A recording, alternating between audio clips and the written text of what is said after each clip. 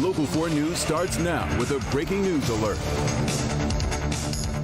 A day and a half after it happened, the University of Michigan suspending Michigan's basketball coach, Juwan Howard, for striking an opposing coach. Off the top tonight at 11, it all happened after the Wolverines lost to the Wisconsin Badgers. Bernie joins us. Bernie, some were calling for his firing, and while he's not losing his job, it'll be a while before he's back on the bench. Well, definitely, Kimberly. You know, I'm surprised maybe after the game yesterday, he just didn't go right in there into the press conference and said, hey, I made a massive mistake. He didn't apologize, nothing.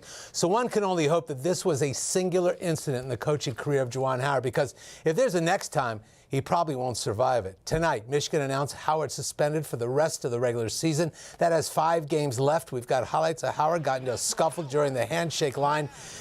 After their loss to Wisconsin, he struck the assistant coach. He was upset that Greg Gard had called a timeout with a 15-point lead and 15 seconds left. A Donnybrook ensued. Players got involved, which is not what any coach or school wants, or any conference. So here's the cliff notes of tonight's disciplinary action. Howard gone for the final 5 games of the regular season. Also fined $40,000. Terrence Williams of Michigan gets a 1-game suspension. Moussa Diabate also a 1-game suspension. Both of those guys for fighting. And Wisconsin's head coach Greg Gard, he's fined $10,000. And tonight, Howard issued a release and a statement. Up until this moment, he had not apologized, which was the most glaring omission on his part, but he had rectified the situation. Standing by live in Ann Arbor with what Howard had to say is our own Jason Colthorpe. Jason? And Bernie, that apology was first and foremost in this statement, but one other omission in this statement came from Howard, and that was something that a lot of people were expecting. Take a look. And Juwan Howard just threw a right hand. Following a 5-game suspension by the University of Michigan, the 4 words tonight from Juwan Howard that many thought were a day late: I am truly sorry. Howard's written statement also apologized to Wisconsin assistant coach Joe Krabenhoft, who was on the receiving end of that slap in the handshake line that further enraged the situation. Reaction from around the basketball world is mixed on the severity of the suspension, which allows Howard to come back for the postseason, starting with the Big Ten tournament. From Dick Vitale tonight, quote, I feel it is fair and glad he wasn't fired. I hope he takes advantage of this and never, ever allows himself to lose control of his emotions.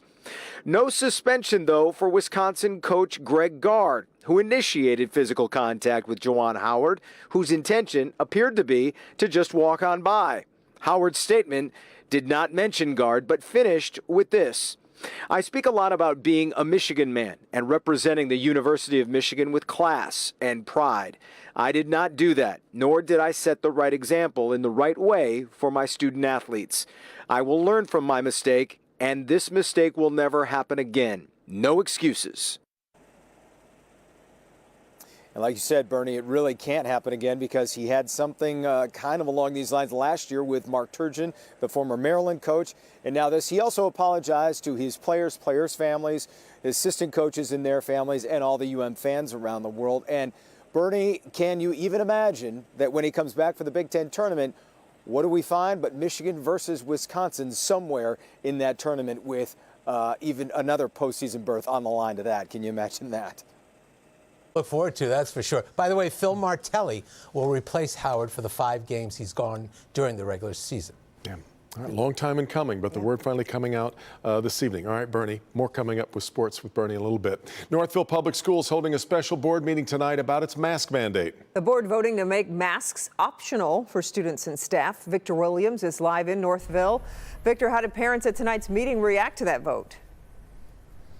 Kimberly, Devin, both sides were very heated, but a majority of the people here at Hillside Middle School were satisfied with that decision.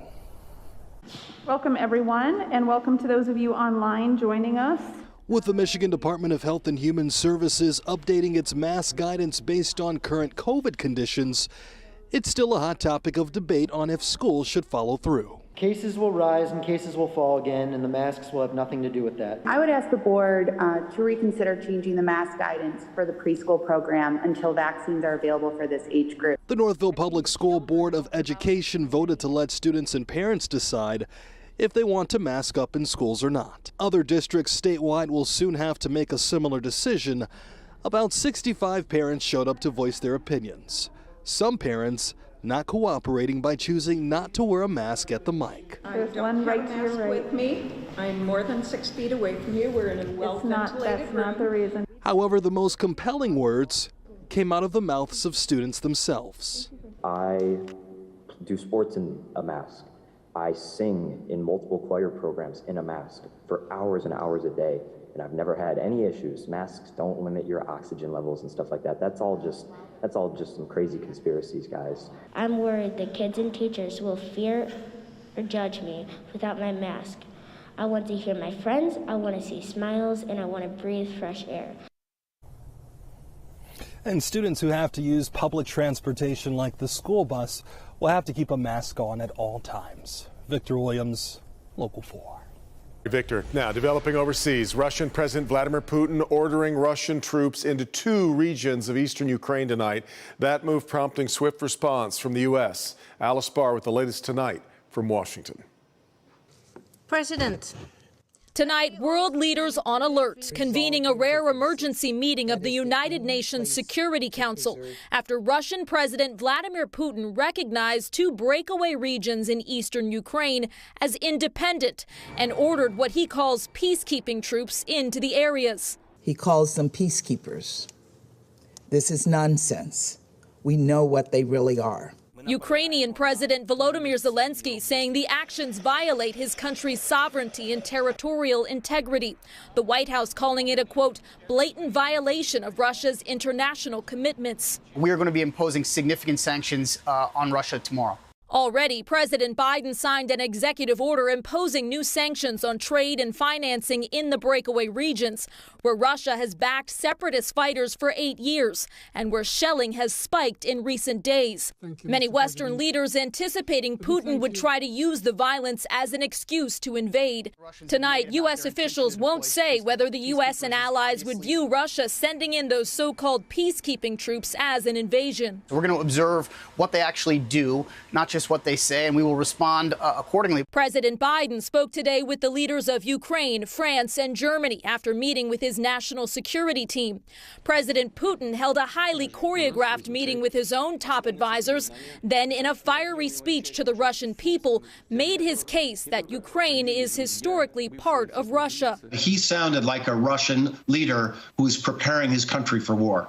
A war that, if it comes, could send damaging ripples across the world. Alice Barr, Local 4.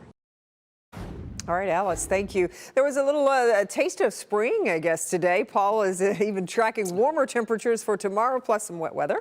Yeah, warm and wet is how we're going to describe tomorrow. But right now, for this time of night and this time of year, it's pretty mild out there. Let's start with 4-zone weather. Perfect day for 4-zone weather. We have big differences across the area. Now here in Wayne County, in the heart of the Metro Zone, we're looking at temperatures in the upper 30s to right around 40 degrees there. 39 in the city of Detroit, 40 in Livonia. Then down in our South Zone, 38 in Dundee, 40 at Monroe, 38 in Lambertville. Deerfield, you have 37 degrees, 38 in Adrian. Grass Lake at 39. And then in our West Zone, 38 at Whitmore Lake. Milford, you're at 36. Notice the cooling as you head north. 32 now at Flint, and that's where we take you to the North Zone.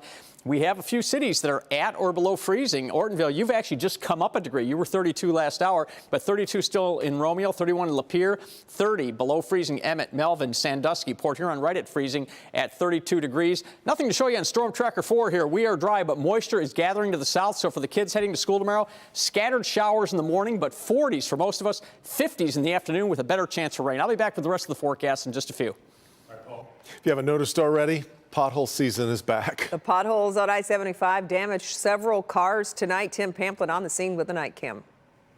Welcome to the Charles J. Rogers interchange, aka I-75 and the Davidson. We've got 6 vehicles with flat tires here, 3 or 4 there, another one there, and as we head south, just towards Caniff there, another one pulled over there. Southbound 75 from 8 Mile all the way down. Oh, look, these two. They've got their tires repaired. They're back on their way, courtesy of the Courtesy Patrol. But again, 75 southbound all the way from 8 Mile to downtown. All lanes, potholes strategically positioned. They will take you out. If you do get a flat tire, try and pull over to the side of the road. Courtesy Patrol is in the area. They'll try and give you a hand. That's what's seen along 75 tonight with the night cam. Tim Pamplin. Local 4. Here we go. All right, Tim. Tonight, the grandmother of a 5-year-old boy who was shot to death in a triple murder on Detroit's west side is pleading for justice. Shalisa Ford is asking the public to come forward to help police arrest the person who killed her little grandson. Caleb, his mother, and another man were found shot to death yesterday at a home on Evergreen. Floyd says she doesn't understand why anyone would hurt her grandson. For you to shoot a 5-year-old in the face, not once but twice, you could have let him go so that he can remain and live. But you had to be a coward and take him out. Why? If you have any information about the shooting, call Crime Stoppers. That number is 1-800-SPEAK-UP. Tomorrow, Ethan Crumbly, the defendant in the Oxford school shooting, will be back in court. A judge is going to decide whether the 15-year-old should remain in the Oakland County Jail or be transferred to a juvenile facility.